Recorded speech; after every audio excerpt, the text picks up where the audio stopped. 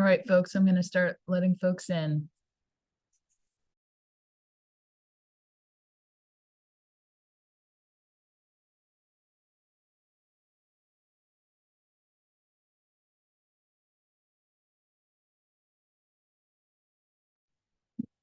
Hi, everyone. Thank you so much for joining us. We're going to wait a few more minutes for folks to join the meeting, and then we'll get started.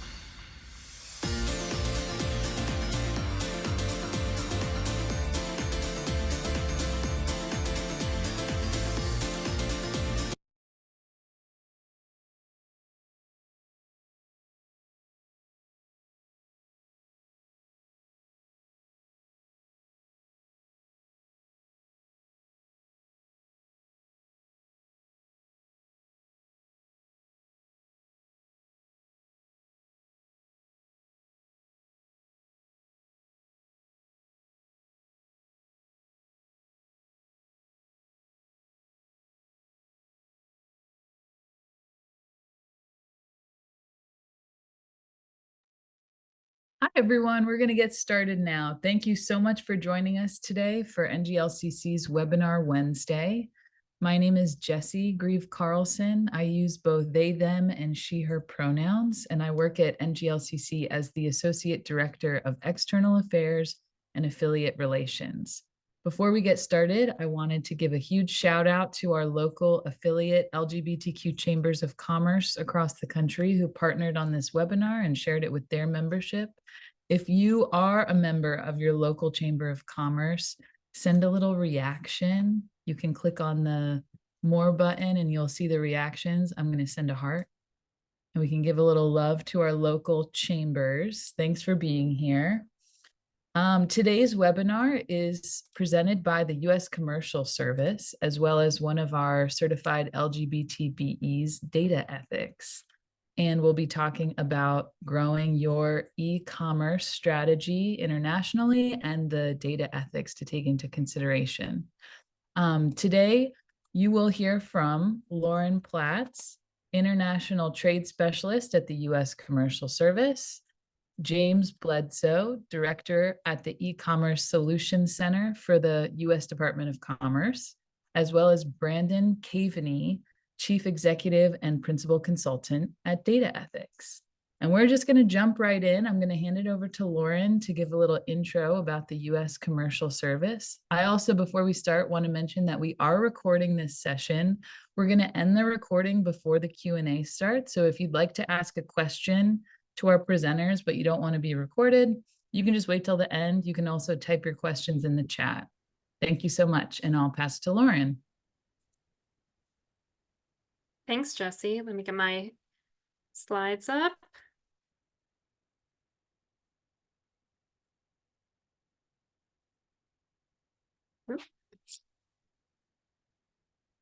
So as Jessie said, my name's Lauren. I use they, them pronouns, and I'm an international trade specialist with the U.S. Commercial Service, U.S. Department of Commerce. We have a strategic partnership with NGLCC as part of our Global Diversity Export Initiative, where we create programming aimed at expanding global opportunities for diverse businesses looking to expand internationally. So that includes LGBT-owned businesses, it's really awesome to get to work with both the local chambers of commerce and NGLCC. So our agency is the trade promotion part of the federal government, and we help U.S. businesses export their goods and services. So, a lot of companies, when they mostly sell domestic and they're not really sure what is an export or if they're already exporting.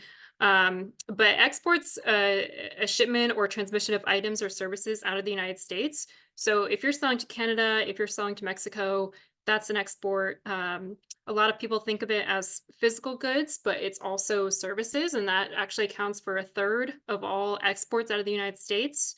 So that could be ITC or engineering or design, consulting. All of those are exports, and with all that comes considerations. How do you market to international customers? How do you keep in mind international regulations when you're selling abroad? So super quickly, what we are and what we do. We have over 100 offices across the United States. I'm in New Jersey, and we're located in over 80 countries abroad. And we can provide on-the-ground support and counseling in those markets. Our biggest selling point is our counseling. We're able to assist you understand the markets you're selling to, or do research to find which ones are the best for your company, as well as matchmaking, commercial diplomacy, market checks, and due diligence. So we try to be a one-stop shop for exporting and are here to help you. And with that, I'll turn it over to my colleague, James Bledsoe, who runs our e-commerce solution center and is going to do a presentation for you on creating an e-commerce strategy. So thanks, James. Thank you, Lauren. Thank you for that great introduction there. I'm going to go ahead and share my screen now and begin talking to you about the part of the process where you will be doing the how. In that, Lauren just talked to you about what an export is. Brandon here will be talking about data privacy, something a little bit more advanced down the gangplank, as it were, as far as topics for business. I'm here to talk to you about that middle part there of how to either get started selling online, or hopefully you're already selling online, and how to improve that process of selling online, in particular to overseas clients. So today, I'll be covering briefly basically how e-commerce is growing as a sales channel. Despite economic contractions in economies here and worldwide, and the changing of the way business is being done, e-commerce has been steadily growing as a sales channel for the last 10 years, according to the Statista research that I'm looking at. And is currently over 1/4 of all retail sales, and will reach over 30% of all retail sales here in just the next short 2 to 3 years. So how do you begin to capitalize on this e-commerce growth if you aren't already, or if you are already in e-commerce, how do you improve that process to where e-commerce is more to driving your business goals rather than the common situation that I find a lot of businesses in, which is that their business strategy supports their website. So we want to be able to get that role and placement right for business. And that begins with a digital strategy, basically, looking at what you have, what you need, and connecting A to B in between there. And for that, we have these 5 simple steps that we've created for all businesses to understand what is required and essential to achieve those online sales successes. It begins first with defining your digital objectives. Are you selling directly from your website, or are you selling services? Are you trying to get a conversion through a contact to a sales individual? Are you a little bit more on the B2B rather than that retail B2C? Second to that, you want to make sure that you're checking your website search engine optimization. Does your website show up in an international search when it should? How do you know if it is or is not?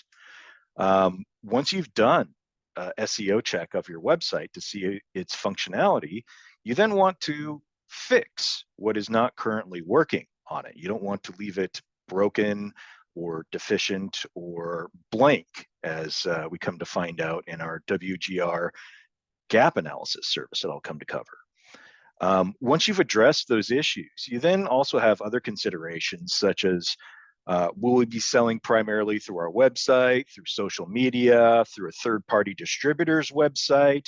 How is this going to be organized, and what are we going to dedicate and allocate resources, business resources, money, time, and effort? What are we going to allocate those to?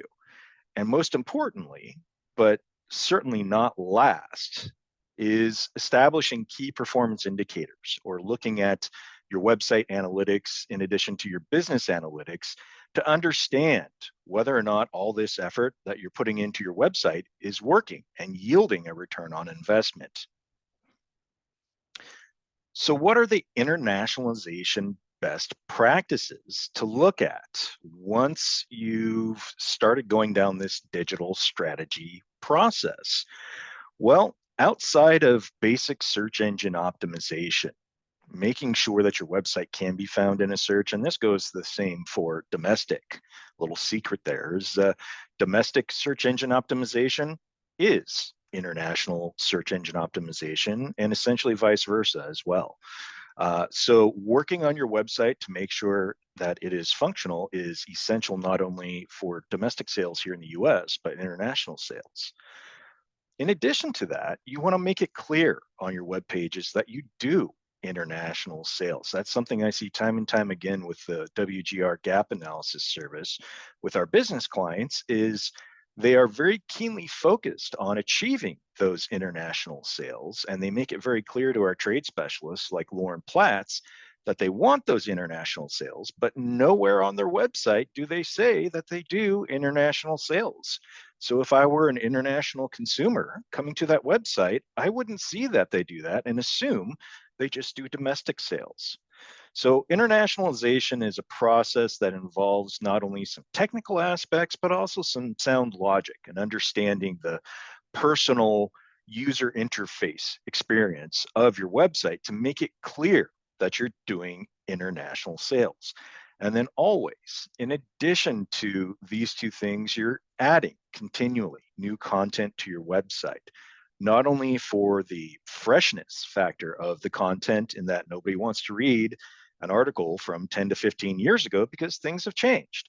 But aside from that need for new content, the article's contents itself are the very keywords and backlinks that drive search engine optimization and search ranking scores. So in creating content, you're not only serving your customers, the ones that you know that are purchasing products, but you're also serving the unseen audience of the search bots, a concept that I come to cover very deeply in our WGR gap analysis service. Now, you've heard me mention this a few times already, the WGR Gap Analysis Service. Well, what is this? Well, this is a service that we at the U.S. Commercial Service do to look at your website like a Google search bot would look at it. And more importantly, in addition to seeing what is there, seeing what is not there, what should be there in the way of keywords, metadata elements, to help your website score better in search. And then in addition to that, we're taking our institutional knowledge and best practices in internationalization to give you recommendations to make basically what I like to call international sales welcome mat gestures to make it clear that your website is the correct place that that international visitor has come to. It's a very affordable and cost-effective service, so it's highly recommended, and it works great with the local STEP grant, State Trade and Export Promotion Grant. Hopefully I got that acronym right. So it's all covered. All the downstream service provider work is covered by those STEP grant funds. So if you're interested in that gap analysis, we have contact information at the end of this presentation to contact your local trade specialist. If you're not in Pennsylvania, you would want to go to that link. If within Pennsylvania, you would want to look towards Lauren Platts, who introduced me, my colleague. In the meantime, to get started and thinking about that digital strategy, while you wait for that first appointment with Lauren or your local trade specialist, I have a resource for you on trade.gov/e-commerce, and that is the e-commerce frontline library. And what we have here is what I like to call meta blog. It is my blog on search engine optimization using search engine optimization best practices. So each one of these articles, in addition to being informative and giving you facts and information on how an e-commerce marketplace works or what the latest forecasts for retail e-commerce are, the articles themselves are structured in a search engine optimization friendly way, so you can see what that content should actually look like to help boost your website scores. We also have other resources on here, such as other webinar series with our strategic partner, IBT Online. So we have a Grow Your Export series where each month we have both a webinar and a live stream on LinkedIn where we feature our international trade specialists like Lauren Platts and our team leaders to talk on various aspects of exporting and international trade. So if you're interested in learning more about that resource and that series, please follow the link here. We also have e-commerce market research. I wouldn't be properly the government if I did not provide some information that we have from our specialists, especially our commercial specialists and overseas embassy posts. So that's what these sections here, the e-commerce resource guide, pulls from our country commercial guides created by our US embassies worldwide and pulls the e-commerce section out of that for your convenience. So you don't have to go digging through I kid you not, phone book thickness size publication, although virtually, to find the e-commerce information. So please do visit this resource here to learn more about various e-commerce aspects in each market and country. I'll wrap up here my presentation before passing it on to Brandon Cavini, sorry, Brandon, with data ethics. I'll wrap up with some resources here that could include him in the future, beginning with the e-commerce business service provider directory, which unfortunately, shame on me, I don't see the link on this page. So I need to update my presentation. We do, however, have other resources such as a gold key matchmaking service that Lauren mentioned, as well as international company profiles, in addition to being involved in trade shows. So if you're going to any domestic or international trade shows and want to have business-to-business matchmaking sessions at that trade show, reach out to your local trade specialist to find out more. In addition to that, you see the global industry teams here listed out and their individual pages. These are the experts that we're featuring on that IBT series that I mentioned above. So, all these wonderful resources we have for you businesses, please visit them today, and you can find all these resources on trade.gov/e-commerce. And with that, I would like to thank you for your time and hand the microphone over to either Lauren or Brandon. I see Lauren here. Yeah, I was just going to introduce Brandon. Brandon Caveney is Fantastic. the chief executive at Data Ethics LLC. So thanks, Brandon. Take it away. All right. Hello, everyone. Share my screen here.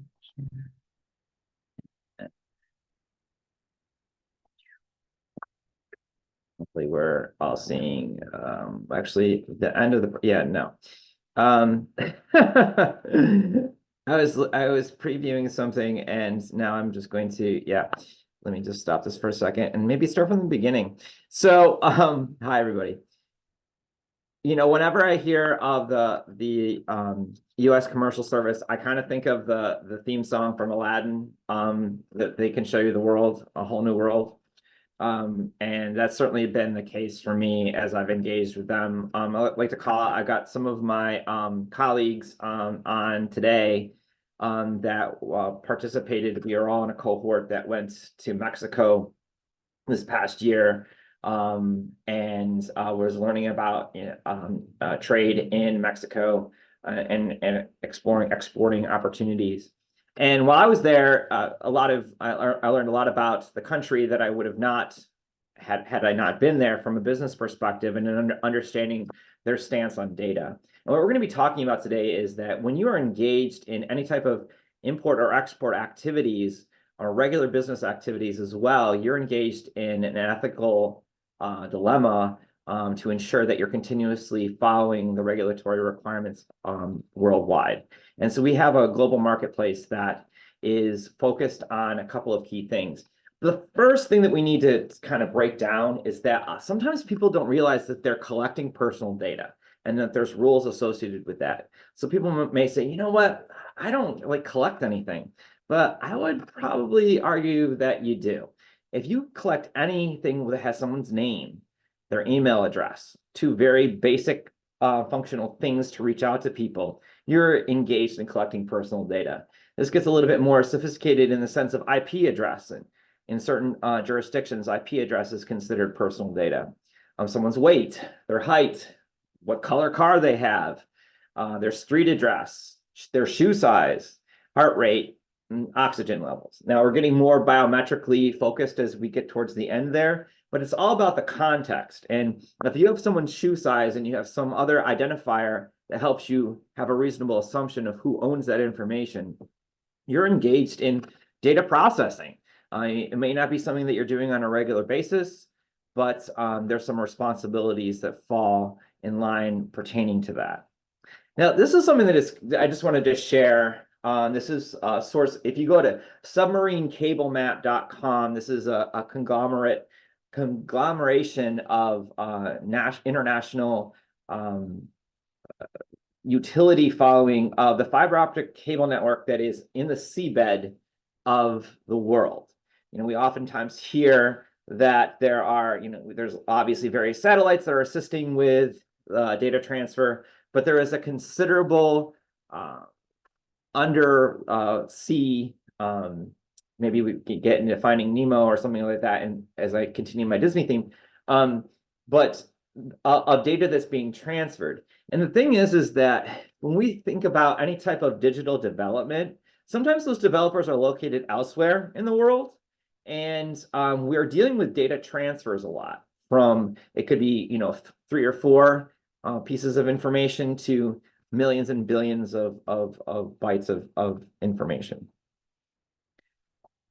So when we think about that, there are certain countries around the world that, with the exception of the United States, although we're going to use the United States as a benchmark because most of us are living here, have comprehensive privacy laws that protect people and how their data is used, and transfer the responsibility to whoever's collecting the information, and recognizing the fact that the people who have the rights and who should have control of that information are the individuals.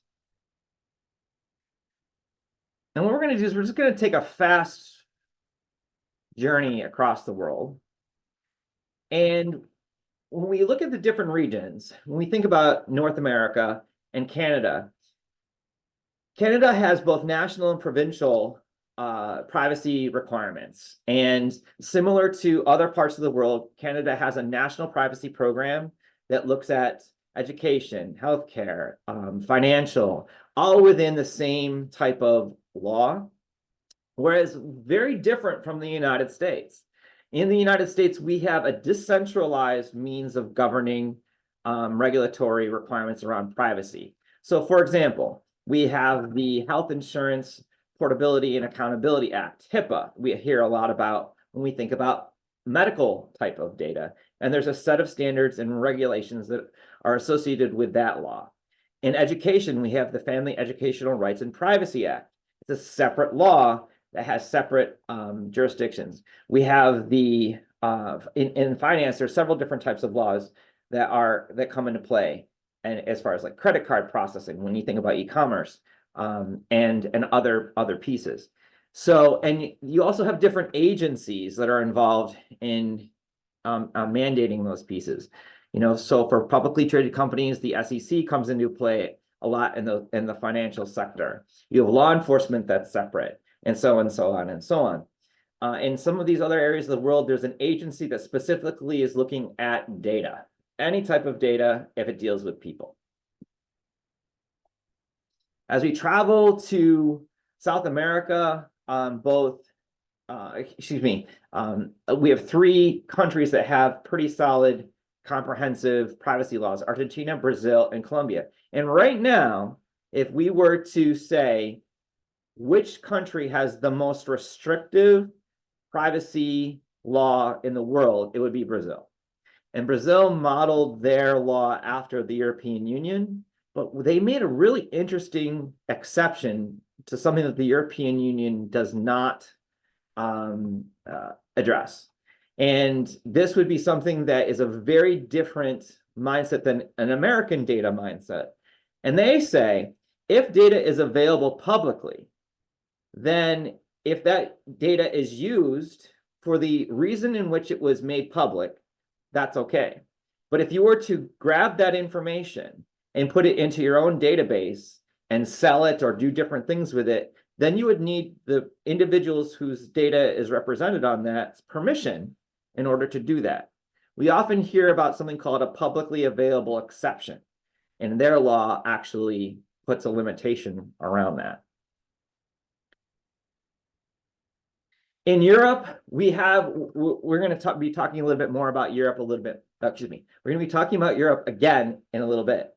The European Union has GDPR, of which the United Kingdom was part of the EU at the time that the GDPR legislation was passed in 2016 and put into effect in 2018. And since then, since they're leaving the EU, they have adopted practically what GDPR is, and that's the General Data Protection Regulation. Again, we'll talk about that a little bit more. Switzerland has a law that's also very similar to GDPR, but since Switzerland remains neutral from all other activities, they have their own. Turkey has its own.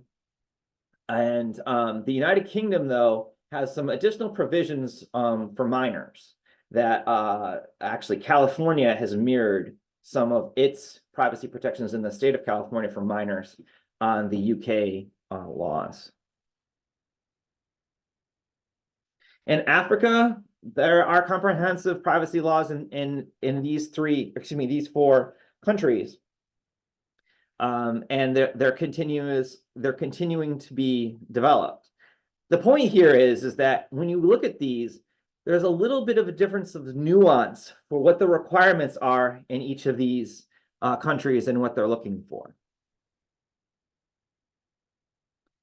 In Asia, all the way from the end of Eastern Europe into the beginning of the western portion of Asia. We have Armenia. China, I'm going to talk about in a second. Hong Kong still is operating separately from mainland China at this point in time. India just passed a new law. That's a very interesting piece because you think about how much data is transferred in and out of India every day. You know, the world's largest call centers are in India. And so there's going to be some potential changes on what needs to occur when data is transported back and forth. And Israel, Philippines, the Singapore, and South Korea. Japan has a law that's currently being examined at this time that's comprehensive. They don't have a totally comprehensive law at this point in time. One thing I want to say about China, China is a very different, has a very different mindset when it comes to data. So it's one of the only countries in the world that requires, if you're going to be processing data on any of the citizenry of China, that your data be located on servers in China. And so that's part of its law. And then there's other elements of privacy that come into play. I'm not here to get into a critique as if I was like, you know, judging a figure skater. But one thing here in looking at China is that they have a very different set of rules for its government than they have for foreign influence into the country. And that's a whole other discussion, but I just wanted to bring that up because there's been a lot of US media attention to how data is being used in China and, you know, by their citizenry getting scores. Those scores are affecting whether they can borrow money, what type of jobs they get, and that's all government controlled.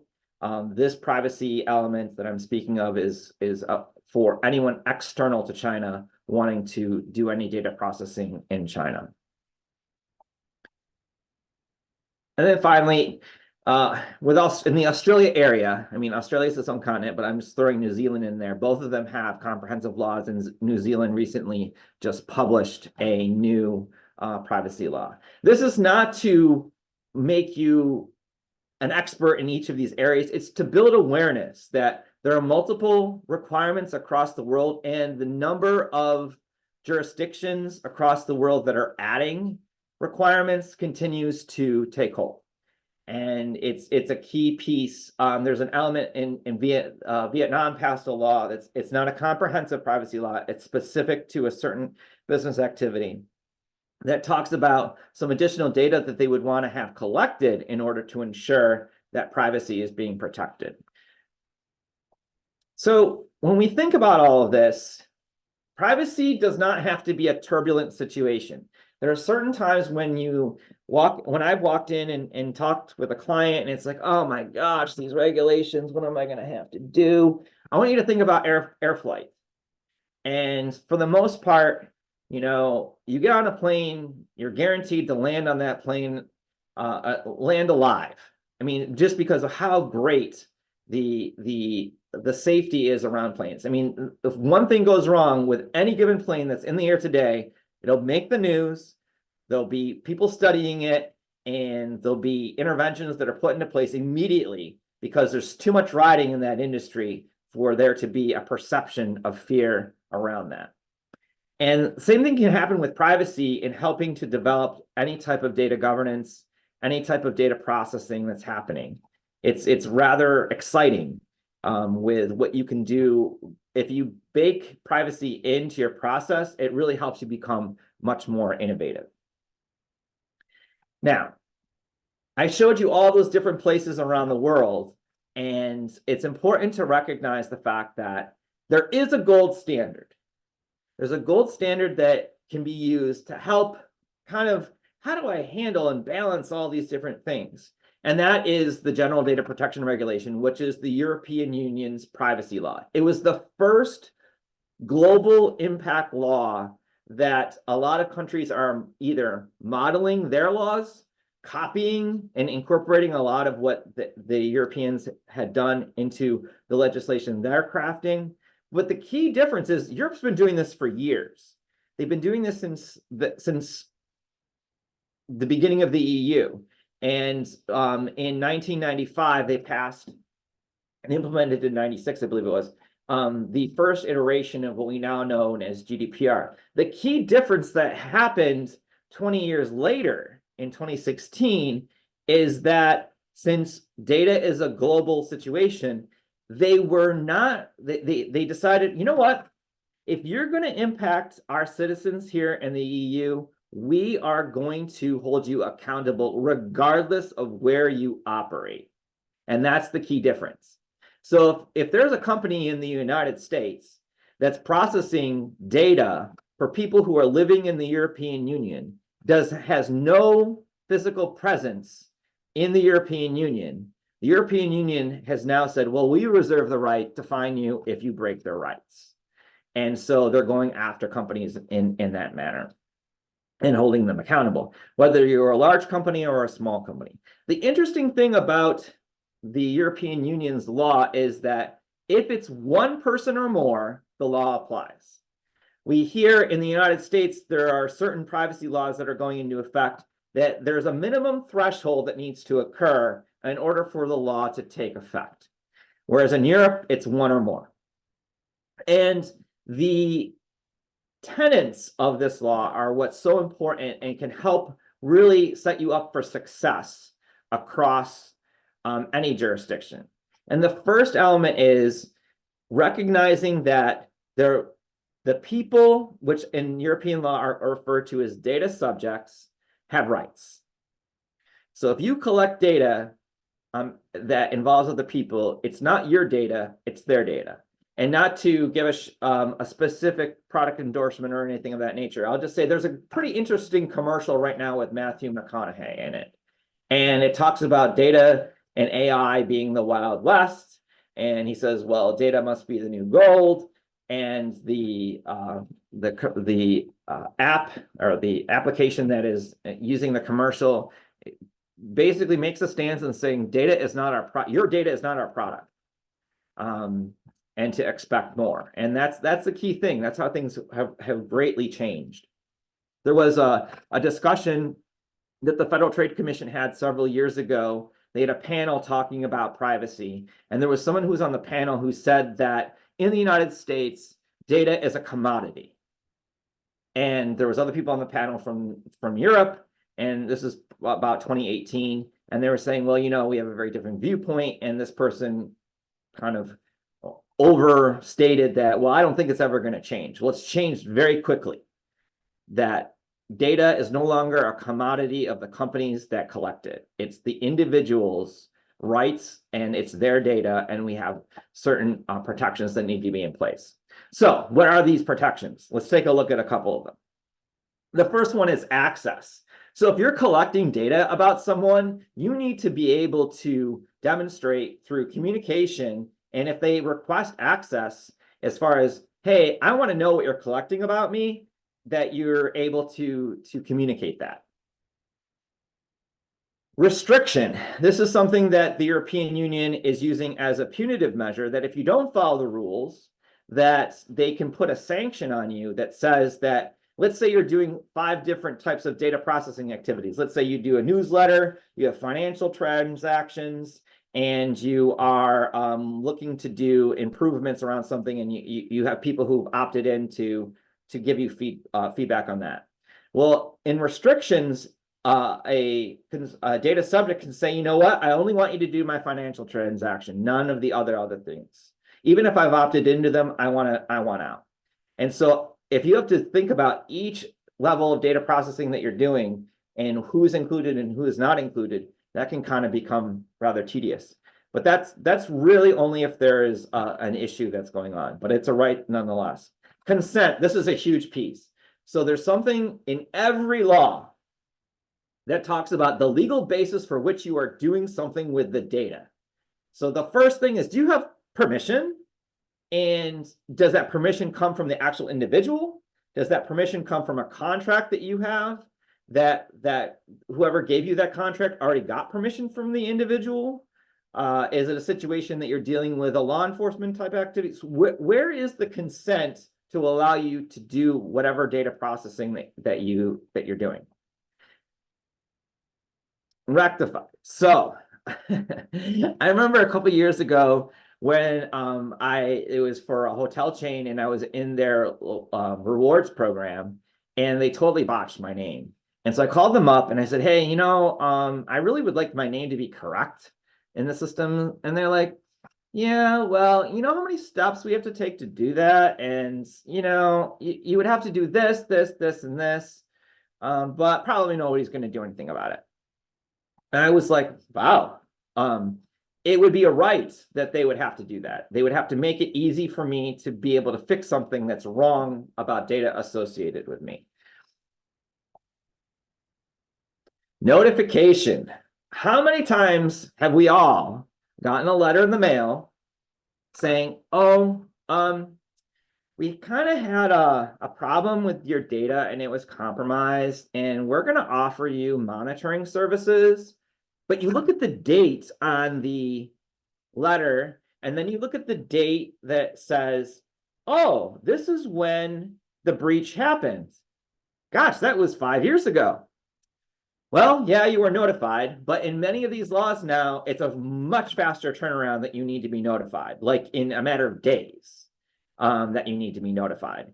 And so that is a right, and there are fines that can occur if that isn't taking place. Portability. So you develop an app, you have all this data about people on this app, and someone says, you know what?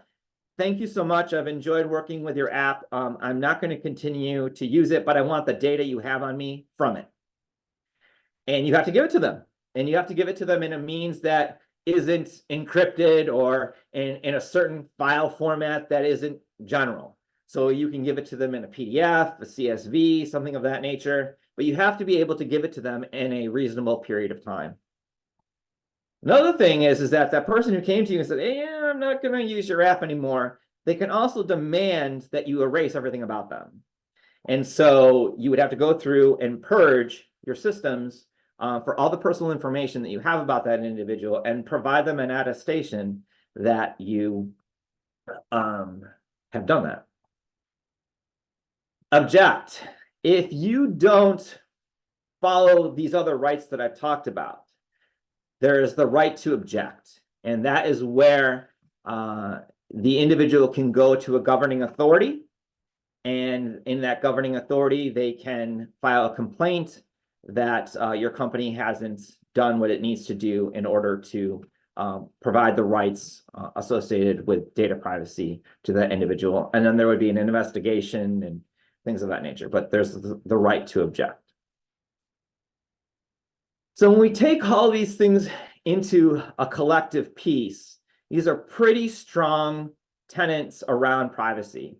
And that consent piece is the biggest part because it's the hardest one to go back and fix if it's overlooked. But there's a couple of tools. And these tools are data protection officer. In certain circumstances, the data protection officer is required under laws, depending upon what data that you're processing. So for example, if you're processing any data in the European Union, you need to have a data protection officer service that's provided to you. And then the key thing to seeing where your vulnerabilities are data protection impact assessments.